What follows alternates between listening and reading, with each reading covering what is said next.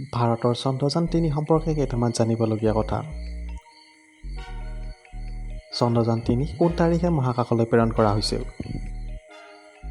উত্তৰটো হ'ল 14 জুলাই 2023 তাৰিখে দিনৰ 2:35।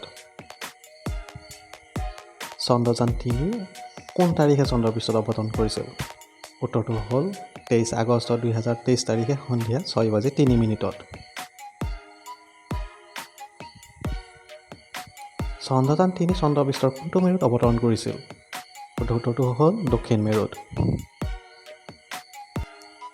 চন্দ্ৰযান ৩ত থকা লেণ্ডাৰখনৰ নাম কি? উত্তৰটো হ'ল বিক্ৰম। চন্দ্ৰযান ৩ত থকা ৰোভাৰখনৰ নাম কি? উত্তৰটো হ'ল প্ৰজ্ঞান।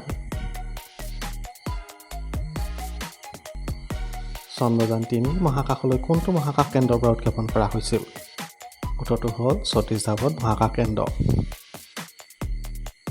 চন্দ্ৰৰ দক্ষিণ মেৰুত অৱতৰণ কৰা প্ৰথম দেশখনৰ নাম কি? উত্তৰটো হ'ল ভাৰত।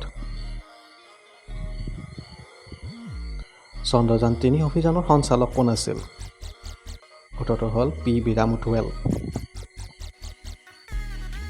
চন্দ্ৰযান ৩ৰ লগত জড়িত অসমীয়া বিজ্ঞানীজনৰ নাম কি?